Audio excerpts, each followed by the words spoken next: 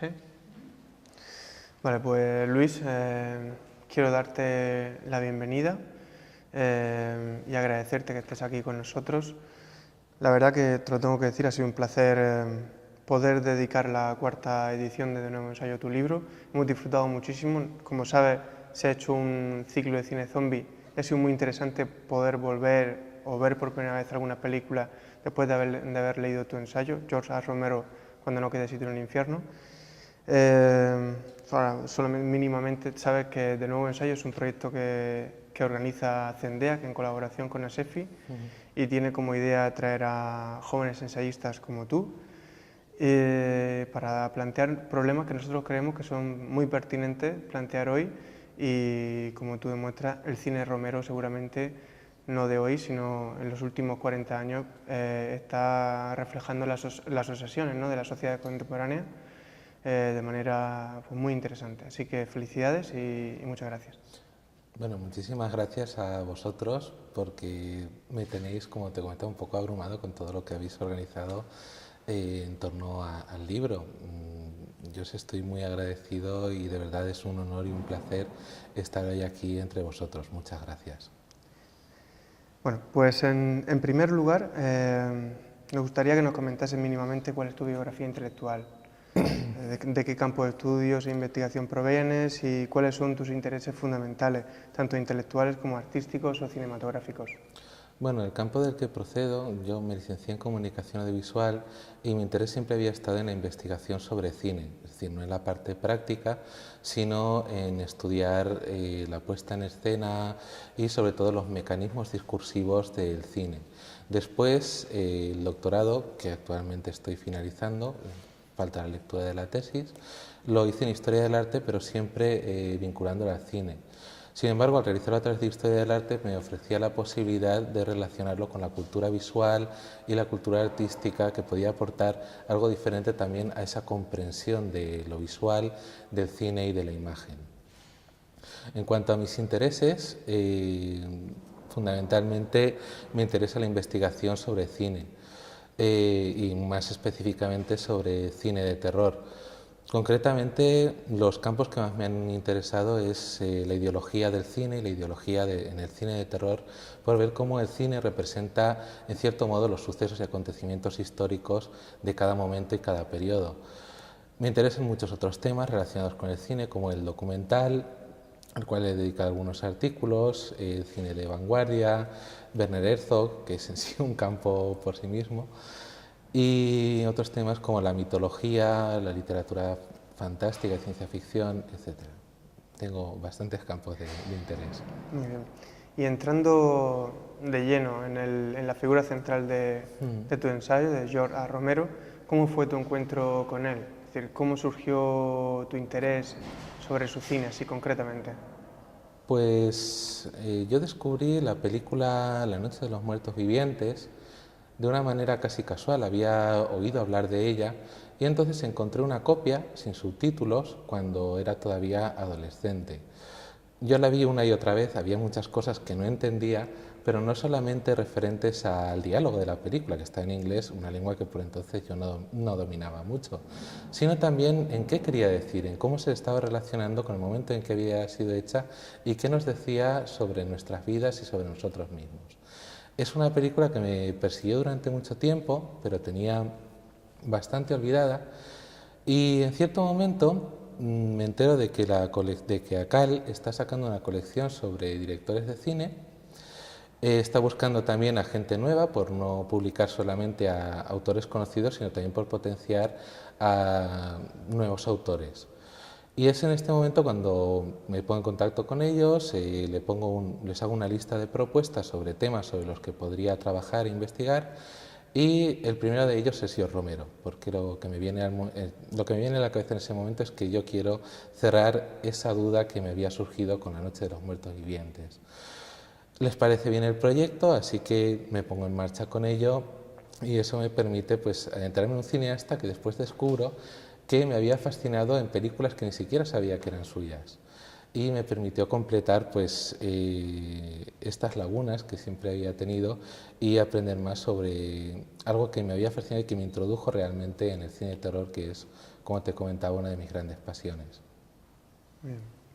Y como experto en el cine Romero, ¿nos podrías dar algunas pinceladas sobre su trayectoria, basándote solamente en su trabajo sobre los zombies y explicando brevemente las cuestiones fundamentales que componen o aparecen en cada una de sus películas, sobre todo haciendo referencia al esquema que haces, que muestras al final del libro, la tetralogía y la serie de películas, ¿no? Ya de la Bien, última década. pues muy brevemente, Romero cuando escribe el guión de La Noche de los Muertos Vivientes, luego se incorporará John Russo, pero cuando él empieza a escribirlo, lo concibe ya como una trilogía, como una historia en la que los muertos vivientes van a ir tomando en cada una de las nuevas entregas el control sobre la Tierra y cada vez van a ir quedando menos vivos. Él se está inspirando ahí en la novela Soy Leyenda de Richard Matheson y la entiende como una novela como una historia en la que la revolución ya ha sucedido y los personajes tienen que adaptarse o tienen que aprender a asumir ese cambio que está aconteciendo y que va a culminar en la tercera entrega. Bien, el camino es muy tortuoso, pero la primera de las películas se centra en ese momento histórico en el que se produce, muy sacudido por la guerra de Vietnam, las luchas por los derechos civiles de los negros. Es un momento políticamente convulso y en el que los cineastas hablan con rabia hacia ese momento político en el que están viviendo. La segunda se centra ya 10 años después en un momento político distinto, en el que sigue habiendo escándalos, sigue habiendo problemas, pero Estados Unidos empieza a embarcarse hacia una cultura puramente hedonista, de negar los problemas, negar la evidencia de que la sociedad está entrando en crisis y dedicarse al centro comercial, a la cultura del yo, etcétera, etcétera. Y eso es lo que da pie a el Amanecer de los Muertos. La tercera película, también en la década siguiente, ya se centra en la época Reagan, una época mucho más militarizada, mucho más patriotera, y además intenta satirizar un poco el cine de héroes bélicos y muy machos que empiezan a proliferar en la cultura popular de los años 80. Después, ya en la década de los 2000, nos encontramos con La Tierra de los Muertos Vivientes. Es una película, es un guión que él escribe con bastante antelación, ya lo tenía escrito con bastante tiempo y al principio él quería hablar del aumento de la división en clases que se estaba experimentando en Estados Unidos y del poder creciente de las élites económicas. ¿Qué es lo que sucede? Que en el proceso, antes de que se estrene la película, sucede el 11 de septiembre, suceden las guerras de Afganistán y de Irak, y entonces él incorpora todos estos temas también al discurso de la película. Estas serían las que yo considero la tetralogía original porque tienen mucha continuación de temas. Sin embargo, unos pocos años después, él decide reiniciar la historia de los zombies desde el momento del inicio de la plaga y entonces es cuando crea el Diario de los Muertos, en el que quiere retratar también la situación del momento y lo que a él le preocupa entonces es la proliferación de los blogs, de medios de comunicación alternativos que sin embargo no están dando una respuesta real a los problemas de ese momento concreto y sobre todo al problema de la manipulación mediática y de la dificultad de encontrar la verdad en un momento en el que la comunicación social es tan abundante que se oculta a sí misma. Finalmente, la resistencia de los muertos, como se distribuyó en España, es una película que él considera de carácter más general. Para él simplemente se trataba de del tema de la guerra como algo más abstracto. Sin embargo, cuando la vemos en detalle, lo que encontramos es un retrato de la América encerrada en sí misma, que se aísla del resto del mundo y se retrotrae hacia los tiempos del oeste, con la ley del rifle, la pistola y el cacique dominando una población totalmente zombificada. Y eso sería una panorámica general de lo que es su cine de zombies, desde mi punto de vista. Bien. Pues entramos un poco en materia, concretamente en la figura del zombi. Nos gustaría retomar un apunte que haces al final de tu ensayo, en el que dices que los zombis de Romero reaparecen cada década desde el final de los 60 y responden a un tiempo definido por la incertidumbre, por las crisis que se encadenan, mas no se acaban. ¿En qué sentido consideras que es hoy pertinente un análisis como el que tú haces del cine y de la figura del zombi? Me parece muy pertinente y muy importante realizar análisis sobre cultura popular en estos momentos por una cuestión muy concreta, y es que desde los años 80 hemos vivido una revolución cultural y no nos hemos dado cuenta, una revolución cultural neoliberal, en la que han entrado una serie de valores en juego, de valores, ideales, esquemas generales de cómo debe ser la sociedad del Estado, que son los que han posibilitado los cambios económicos y los cambios políticos que hoy están en juego. Gramsci no aparece en estas páginas, desgraciadamente, pero debería estar, porque él hablaba precisamente de que el cambio cultural es imprescindible antes del cambio político, y lo que hemos tenido estos años ha sido ese cambio cultural. En ese sentido, me parece muy importante ser conscientes de la ideología y de los valores que están presentes en el cine de consumo, es decir, cine de terror, cine de género, comedias, el cine que produce Hollywood y toda la serie de productos culturales que produce la cultura de masas. Ser consciente de los valores que nos venden y de que el entretenimiento en sí no es neutro, está lleno de ideología, está lleno de política. Y me parece muy importante centrarse en todas estas figuras porque, en cierto modo, ayudan a construir nuestra visión del mundo y nuestra visión de la cotidianidad y de los otros, en definitiva, del mundo en que vivimos. Muy bien. Esta pregunta va a traer un comentario que has hecho antes. Tú enmarcas la cuestión de los zombies en Romero dentro del fracaso de la razón, podríamos llamar de la razón comunicativa. Y te cito, dice, la incomunicación, es decir, es el problema que se plantea, ¿no? La incomunicación que torna irrealizable toda tentativa de solucionar nuestros problemas. Se trataría, y así lo indicas tú mismo, de la ruina del proyecto racionalista, ilustrado, ¿no? Podríamos decir, y de todas sus instituciones, la ciencia, el Estado y el capitalismo, a los cuales te refieres como pellejos que caminan, aunque ya nadie habite en ellos.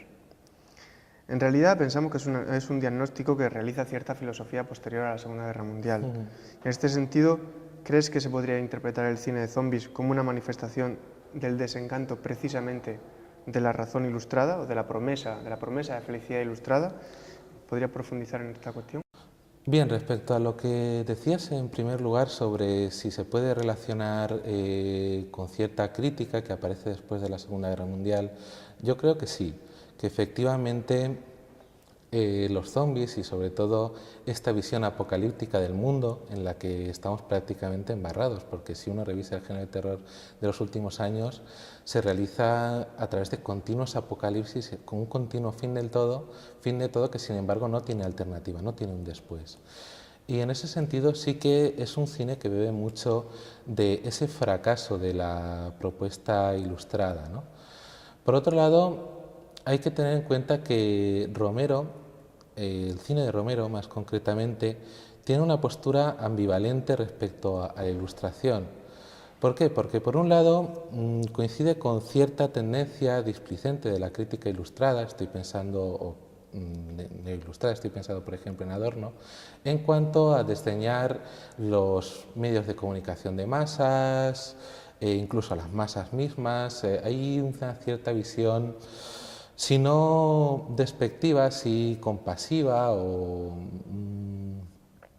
que ve con cierto desdén a las masas y sobre todo a los medios de comunicación de masas, los productos de entretenimiento, los productos de género, pero sin embargo él mismo después utiliza los materiales del cine de género, concretamente los materiales del cine de terror y además de discursos muy populistas como puede ser el gore, el cómic, etcétera, para hacer su crítica.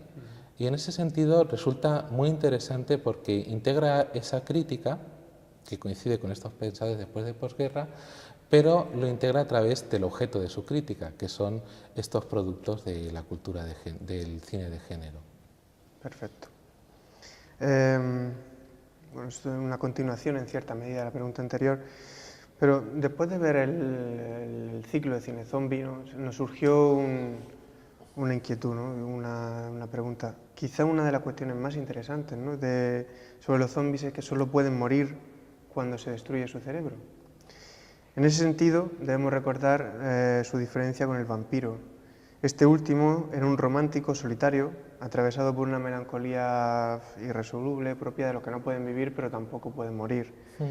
Se trata, en el caso del vampiro, de un monstruo que anhela la vida plena, que la extrae a través de la joven doncella.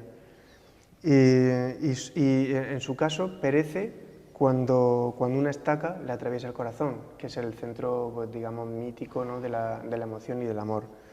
Por el contrario, el zombi, siendo también un monstruo antropófago y devorador, solo perece cuando pierde aquello que en apariencia no tiene, que es el órgano del raciocinio, del pensamiento, del hacer abstracto. Un zombi puede haber perdido su estómago y sin embargo seguir viviendo. ¿Por qué, desde tu punto de vista, es el cerebro el punto vital del zombi?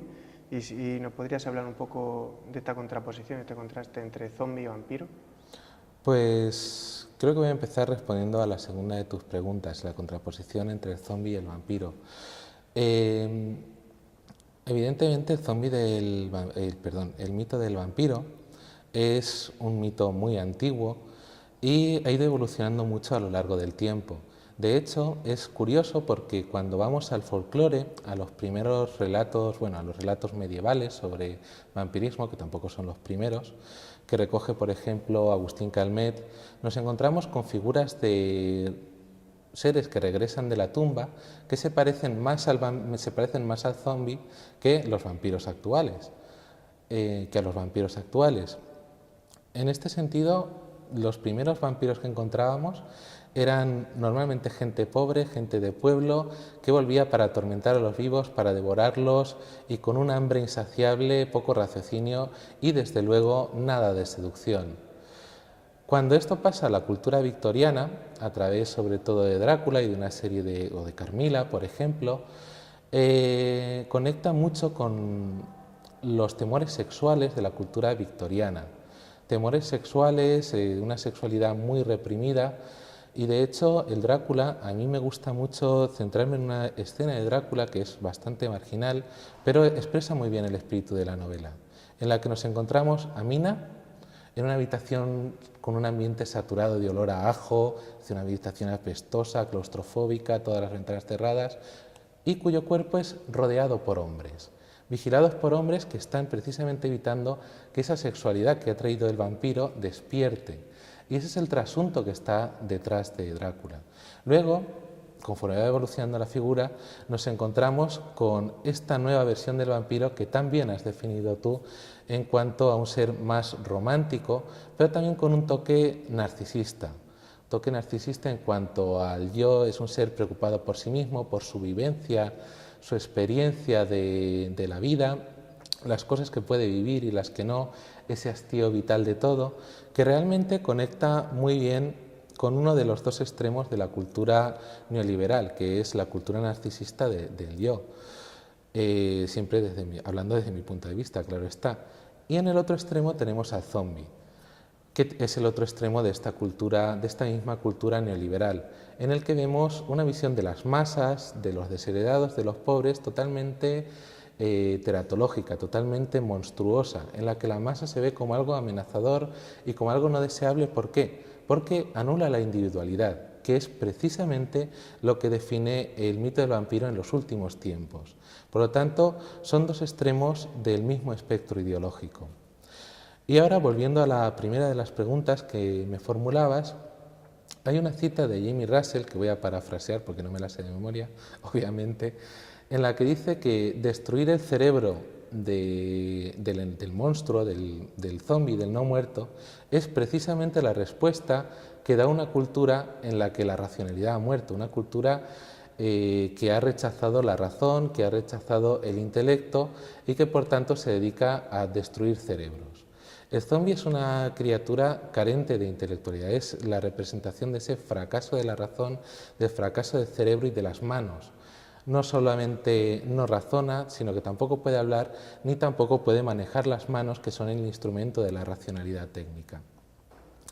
Y en este sentido nos encontramos con que hay un cierto absurdo, una cierta paradoja en destruir su cerebro porque es lo que ya no le sirve, lo que no le sirve para nada. Y en ese sentido conecta todavía más con esa sociedad que también ha perdido la cabeza en cierto modo. Esto se ve muy expresamente en una película que amplía el mito zombie, que es El regreso de los muertos vivientes, que no es de Romero, sino de sus colaboradores y que es dirigida por Dan O'Bannon, en la que los zombies comen cerebros. Es decir, su modo de propagación es destruir los cerebros del resto de seres vivos, de manera que van propagando esa irracionalidad por el resto del planeta como algo contagioso, como una peste, como una plaga. La imagen del zombie se ha utilizado habitualmente como metáfora, tú lo has dicho, ¿no?, del sujeto alienado, normalmente a causa del consumo y la incapacidad de potenciar la propia autonomía frente a ciertas determinadas coordenadas de poder. Sin embargo, podríamos pensar que el zombi no solo condensa y simboliza un único miedo, sino muchos. El temor a la invasión comunista en los años 60, la alienación consumista en los 70, la infección pandémica en los 80, en los 90, en el siglo XXI. Así pues, podemos pensar que el zombi como horda no es nada concreto, sino una proyección de posibilidades, para ser más exacto, una materialización de los miedos de una sociedad. ¿Cómo ves tú esta cuestión? Sí, evidentemente, estoy totalmente de acuerdo contigo. Los monstruos, sean de la índole que sean, son máquinas significantes y de hecho su origen etimológico es monstrum, que significa también mostrar. En la antigüedad los monstruos y los prodigios estaban revelando males por venir, futuras desgracias que iban a acontecer a nivel colectivo y social. Dejando este enfoque etimológico por un momento, lo que vemos siempre en los monstruos, en el terror, es esa reflexión de los miedos que en cada momento histórico padece cada sociedad. Sin embargo, hay algo muy interesante en la pregunta que me has hecho y es, en la manera de formularla, has planteado el miedo al terror comunista, el miedo a la alienación del consumismo, el miedo a la pandemia, al contagio, etc. En todos los casos que has referido, se trataba del miedo a perder la identidad, el miedo a sumirse en una masa mayor. Esto en los 50 se ve muy claro, la amenaza es el consumismo y el consumismo es descrito por la ideología dominante y por la cultura popular como una anulación del individuo aislado, del individuo con autonomía propia, etc. Es algo que se ve muy bien, por ejemplo, en La invasión de los ladrones de cuerpos y en otras películas de terror atómico de los 50, en el que la colectividad, la pérdida del sentimiento, etcétera, es algo que siempre se asocia al marxismo, al comunismo, como algo amenazante. Sin embargo, de lo que no cabe duda es de que en todas las épocas el zombi está muy cerca de esa pérdida de identidad en lo colectivo, de esa pérdida del sujeto en una masa mayor. Eso sí que es algo que está presente en prácticamente todos los momentos de la historia del zombi y que a pesar de los cambios que en cada momento experimenta, puede ser uno de sus motivos comunes más recurrentes. En el título de tu ensayo añades al nombre de Romero la frase «cuando no quede sitio en el infierno». Y tú en el ensayo indicas que se trata de una frase de John en el Día de los Muertos Vivientes, que dice «cuando no quede sitio en el infierno, los muertos caminarán sobre la tierra», que era como un dicho vudú, ¿no? En este sentido te refieres en más de una ocasión a la venganza o a la justicia del cadáver que retorna y hablas incluso de que, y te cito, los zombies son enfermedad y remedio, conformismo y revolución. Se originan en el aire viciado de nuestro tiempo, pero al mismo tiempo podrían barrerlo en torbellino. Esto es un tema sobre el que hemos discutido mucho y me gustaría que profundizaras sobre todo en el aspecto revolucionario del zombi. Yo creo que hay que hacer un esfuerzo por pensar dialécticamente las películas y concretamente la figura del zombi, en cuanto a que puede representar dos fenómenos opuestos. Pensar dialécticamente implica, pues, tal como hacía Marx en El Capital, comprender que el hacinamiento en las fábricas es algo inmoral y es algo totalmente deplorable, pero al mismo tiempo es la condición sine qua non para que se produzca la revolución, para que los proletarios se encuentren en un mismo espacio con unos mismos problemas y desde ahí puedan proyectar sus reivindicaciones. Con el zombi pasa lo mismo. Por un lado, tenemos ese aspecto de alienación, ese aspecto de pérdida de identidad, ese aspecto de pérdida de la racionalidad que es absoluto, pero por otro lado tenemos en distintas películas y sobre todo conforme va avanzando el discurso del género esa posibilidad de destruir los condicionamientos, las barreras y los límites que nos ha impuesto la sociedad capitalista. En cierto modo, los zombies son producto de la sociedad capitalista, pero tal como se plantean, son la destrucción de esa misma sociedad. Como escribían Marx y Engels en el Manifiesto Comunista, lo único que produce el capitalismo son sus propios enterradores. Y esa frase, ese planteamiento viene de ese esfuerzo por intentar plantearlo de manera dialéctica, de manera que pueda reflejar los dos motivos. Evidentemente hay una razón para lo uno y una razón para lo otro. Y centrándonos más en ese aspecto más revolucionario, pues parece que en cierto modo la única manera de acabar con este sistema que ha abocado un discurso apocalíptico, que no es capaz de resolverse, sea esa aspiración a destruirlo todo, esa aspiración apocalíptica a un gran cambio que sea capaz de plantearnos cuáles son las alternativas, qué debemos hacer para salir de esta situación. Muy bien. Retomando el tema de lo apocalíptico, tú mismo escribes que la tetralogía de Romero avanza hacia un deseo de hacer tabula rasa de nuestro mundo, lo que estabas diciendo, ¿no? Nos gustaría saber tu opinión sobre la idea de que detrás del encanto de la retórica apocalíptica exista, como ha dicho Félix Duque en alguna ocasión, una falta esencial, la incapacidad de aceptar la tierra, la carne y la mortalidad. ¿Consideras que el cine de Romero, en base a ese deseo apocalíptico de hacer tabula rasa, incorpora esta falta? Sí, lo cierto es que sí, y es algo sobre lo que él mismo ha reflexionado, por supuesto en otro registro, en distintas entrevistas que ha concedido, etcétera, y él ve que, en sus palabras, nuestra sociedad ha perdido esa conexión directa con la tierra, con la carne, con los otros incluso, y es algo que él mismo no es capaz de solucionar. En cierto momento él pudo estar más cerca de ideales colectivistas, pero ni siquiera es capaz de ver en estos una capacidad de solución. Digamos que los zombies en este sentido lo que podrían plantear, o una manera de interpretarlos, sería el conflicto o más bien la incapacidad de resolver este conflicto presentándonos a criaturas que también han perdido esa conexión con su propio cuerpo, que se va descomponiendo, pero también con la tierra o con el entorno que le rodean y que solo pueden aspirar a devorar o destruir. No sé si con esto respondo a tu pregunta. Sí. Esta pregunta es en concreto sobre la noche de los muertos vivientes. Tú señalas algunas cuestiones muy presentes en la época de su proyección, como por ejemplo la lucha por los derechos civiles o Vietnam, sobre todo a nivel iconográfico. Pero al verla, uno no puede dejar de pensar en el macartismo, y lo hemos estado comentando antes, ¿no? Y la amenaza comunista que aún en ese momento, 1968, se utiliza propagandísticamente y todavía mucho después, ¿no? Para generar una cohesión dentro de la sociedad americana.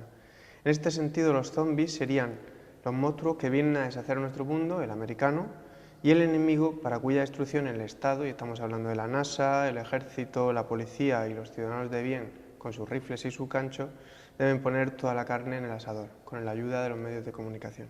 ¿Qué opinión te merece esta lectura? Pues es una lectura muy, muy interesante y se relaciona con el estatus ideológico de esta película.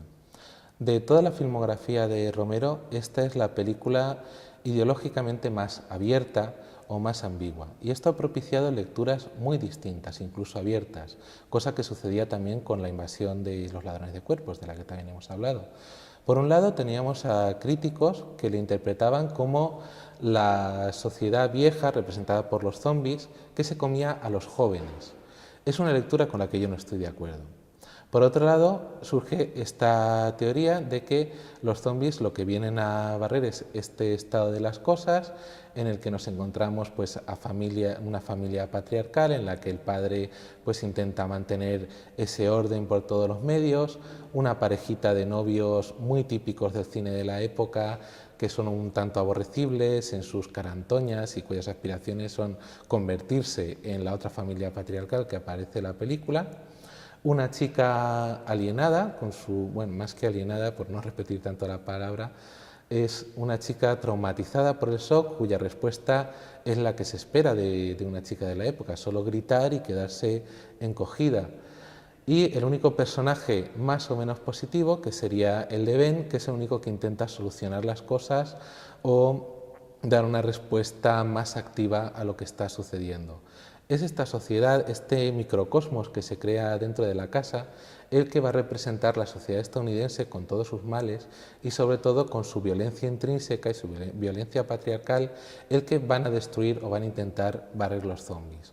Por otro lado, cuando llegan por la mañana estas mesnadas, estos grupos de civiles armados, de lo que se trata es no solamente de eliminar a los zombies, es decir, esa amenaza al orden patriarcal, sino de cargarse todo lo que sea distinto, incluido al negro.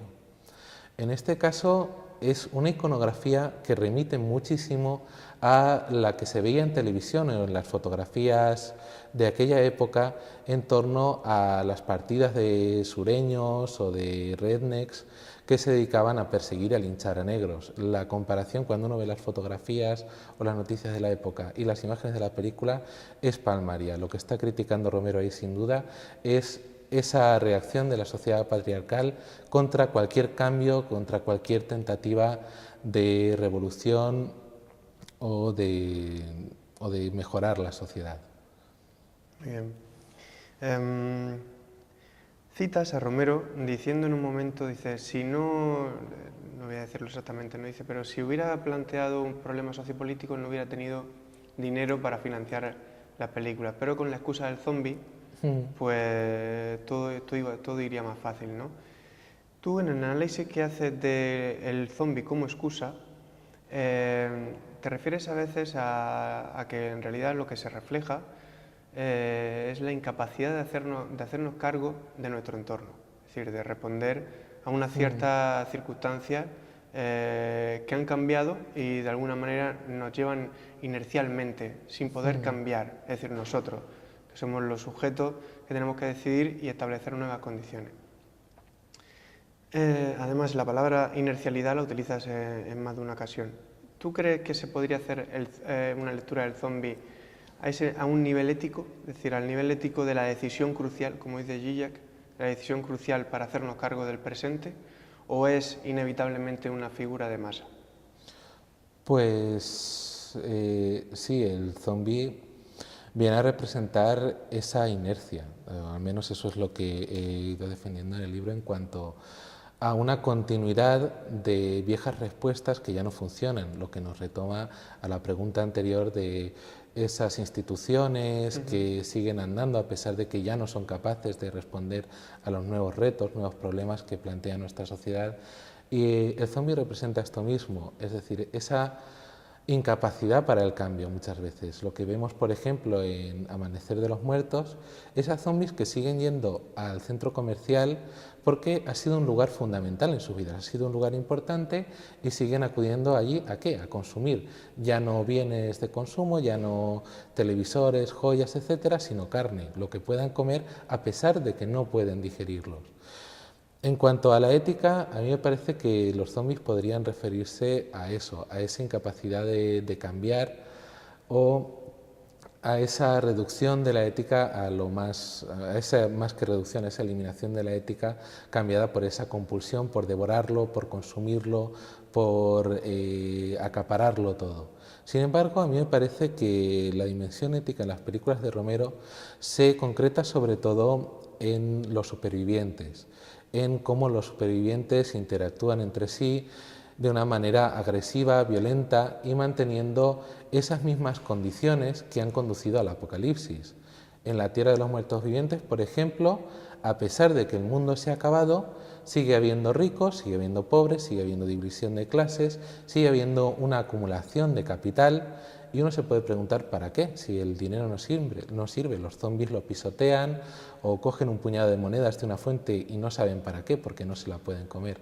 Es aquí, en esta dimensión de qué es lo que nos hacemos a nosotros mismos, qué es lo que las personas se hacen entre sí, donde encontramos realmente esa parte más ética en sus películas. Bien. Y sobre el tema de la violencia, sobre el que te has referido antes, tú mismo señalas en varias ocasiones que más que la violencia zombie es la violencia de los no zombies. Estamos hablando, ¿no? Lo que el cine Romero analiza y pretende poner de relieve. Podríamos decir que es una constante, y esto se ve muy claramente en El amanecer de los muertos vivientes, donde en realidad son los vivos quienes convierten el matar zombies en un espectáculo, además de las referencias continuas en el cine Romero a las armas y al uso de la fuerza como medio de supervivencia. Casi se podría decir que es un estado hobbesiano, ¿no? Sí. ¿Podrías profundizar un poco en esta lógica de la violencia generalizada? Sobre todo porque parece que impide ya establecer una diferencia entre ellos, los zombies, y nosotros, los no zombies. Sí, realmente lo que Romero más a menudo repite en sus entrevistas o cuando hablas con él o lo que más se ha escrito sobre él es la identidad entre los zombies y los vivos. Ellos son nosotros, es algo que incluso se repite muy a menudo en sus diálogos. Y lo que vemos aquí es cómo los zombies en cierto modo reflejan esa violencia, esa irracionalidad que también embarga a los vivos. Son una especie de espejo deformante de estas relaciones que tenemos entre nosotros muchas veces basadas en la violencia. Resulta, por ejemplo, muy significativo lo que sucede en El Día de los Muertos, una película que transcurre en un búnker subterráneo, bajo tierra, en la que tenemos a un grupo de militares y un grupo de civiles que está intentando buscar la cura o que más bien está delirando ya intentando domesticar a los zombies. Las relaciones que se establecen en estos grupos son intrínsecamente violentas y de una manera muy explícita. Violencia verbal, discusiones, violencia física, humillaciones constantes, como si en lugar de ser una alternativa a lo que está sucediendo en la superficie, una invasión generalizada de los zombies, lo que sucediera bajo tierra fuera un reflejo de lo que hay arriba, pero todavía más descarnado y más salvaje, porque quienes están perpetrando la violencia contra sí, entre ellos, son seres sintientes, son personas que en teoría sí tienen esa capacidad de razonar, pero no la están utilizando. Y ahí es donde tenemos esa relación especular entre los vivos y los muertos, o cómo los muertos expresan ya en el último término esa agresividad que domina muchas veces nuestras relaciones sociales. Otra película de Romero, que no es de zombies, pero casi, es The Crazies. En ella lo que tenemos es a un grupo de militares, bueno, en realidad lo que tenemos, por ir desde el principio, es una plaga de locura que se extiende en un pequeño pueblo de Pensilvania a través de una contaminación de las aguas de un producto de guerra biológica que están desarrollando los militares. Los infectados por esta enfermedad empiezan a comportarse de manera agresiva en un plano físico y en un plano sexual también, como si todas sus pulsiones inhibidas de pronto explotaran en un estado de anarquía hobbesiana muy violento.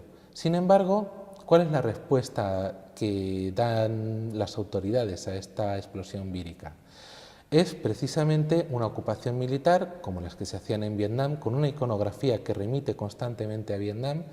Ocupan a la población, matan a los civiles, los confinan, y es esta represión tan fuerte por parte del orden militar lo que acaba generando más violencia.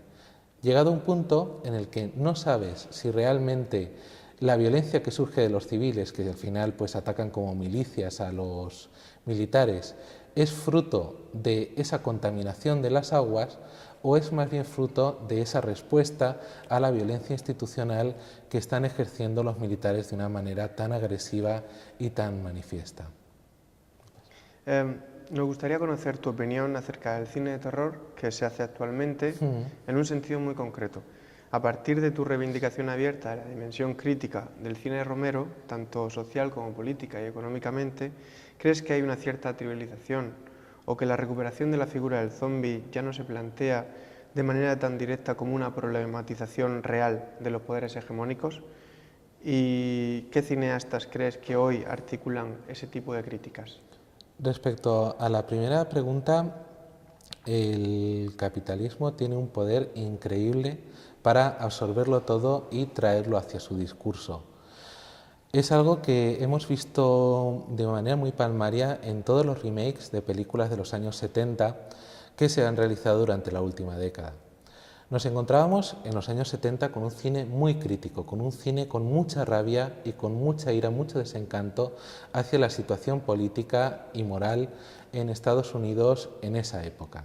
Un cine muy descontento, en el que encontrábamos La matanza de Texas, encontrábamos La última casa a la izquierda, Las colinas tienen ojos, las películas de Romero.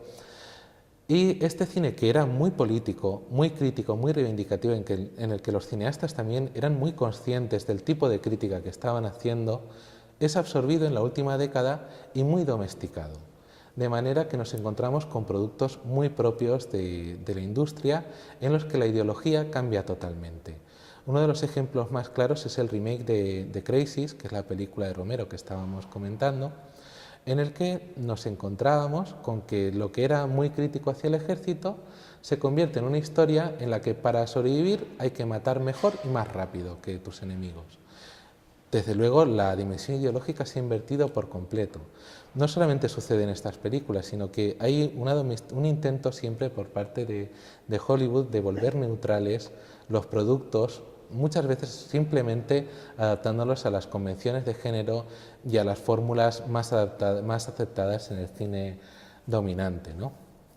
En el caso de los zombies, pues Bienvenidos a Zombieland, por ejemplo, sería el ejemplo más claro de cómo coger los zombies y convertirlos en un artefacto de entretenimiento que es un vehículo para la ideología dominante, o al menos así lo es desde mi punto de vista, en el que todo Estados Unidos se convierte en un parque de atracciones en el que uno puede, sí, debe escapar de los zombies que le están persiguiendo, es decir, de los otros que pueden anular su individualidad, pero también puede divertirse entrando en tiendas, cogiendo cualquier cosa que desee, disparando a gente que hace poco estaba viva o rompiendo cosas, disfrutando en un parque de atracciones en el que no tiene que pagar. Es un ejemplo también de esa domesticación. En cuanto a si existe una dimensión crítica en el cine de terror actual, yo creo que sí. El cine de terror actual es amplísimo, hay muchísimas películas, muchas perspectivas, y lo importante a veces es saber detectar cuáles son estas perspectivas más críticas o en qué películas se encuentran. Más que directores, yo hablaría de películas en concreto. Hay tres que me parecen muy críticas y con un espíritu además muy interesante en cuanto a esa alternativa ideológica que plantean. Una de ellas es El ejército de los muertos, Homecoming, de Joe Dante, que es una película muy política y de manera muy expresa, muy manifiesta. Otra de ellas sería La niebla, de Mist, de Frank Darabont, que también es una película muy crítica hacia el tipo de dogmatismo que se va instalando después del 11 de septiembre en la cultura estadounidense. Y otra, tercera, de 2011, The Woman, de Lucky McKee, que es muy crítica con el patriarcado y es una película absolutamente terrible y desoladora en términos absolutos. Yo os la recomiendo muy vivamente porque es muy poco conocida. Sin embargo, más allá de ver estas posturas críticas, me parece que es muy interesante en aquellas películas que no son críticas ser capaces de detectar qué ideología están vendiendo.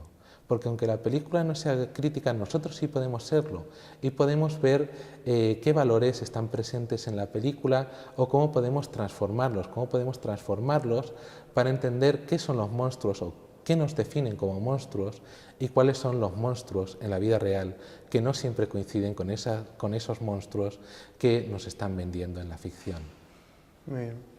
Y ya para terminar, nos gustaría que nos comentases un poco qué te parece un proyecto como De Nuevo Ensayo, que como sabes se sale del formato tradicional de la presentación de un libro e intenta ya no solo plantear el debate sobre ciertas cuestiones, sino hacer un diálogo intergeneracional entre gente joven, como es tu caso, y autores, digamos, consagrados.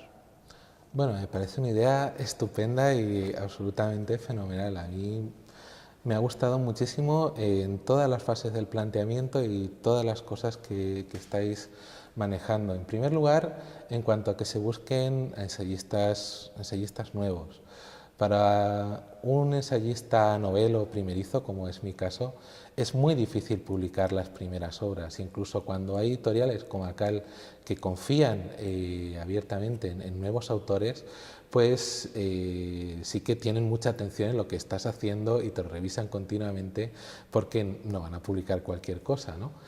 Pero luego tener difusión o ser conocido cuando uno empieza es muy difícil, con lo cual veo que es una plataforma muy buena para dar voz a quienes estamos empezando a hacer ensayo. Y por otro lado, lo que más me interesa del proyecto es esa capacidad para debatir los temas o para rebatir lo que se ha dicho en el libro, para cuestionar esas ideas y establecer un debate abierto. Yo pienso que un ensayo, si no genera debate, si después no es leído, comentado, debatido, cuestionado, rebatido, muy criticado, pues no tiene mucho sentido, porque para que la cultura esté viva tiene que generar esa retroalimentación, ese continuo diálogo, que es lo que lo inserta en la vida cultural de la comunidad, de la sociedad, de la nación, como queramos llamarlo. Y me parece muy interesante precisamente esa dimensión de debate que se plantea, porque todo el libro, si no genera después una reflexión o una crítica, aunque sea para destruir por completo las premisas que se han abordado en ese libro, acaba teniendo poca validez, acaba siendo polvo de biblioteca. Otra cuestión es si realmente este libro pues lo merece, porque es un ensayo bastante modesto, con muchos errores, y yo os agradezco mucho la oportunidad, pero realmente creo que es más un principio para debatir sobre este tema, sobre el que se había debatido muy poco, que una obra definitiva sobre el tema. Bueno, pues el libro lo merece, y con esta defensa que nos parece muy interesante, y de hecho yo creo que es el corazón del proyecto, con esta defensa que has hecho de la controversia, vamos a terminar la entrevista. Muchísimas gracias. A vosotros. Ha sido un placer tenerte aquí y sí. esta tarde seguiremos. Muchas gracias. Gracias, Luis.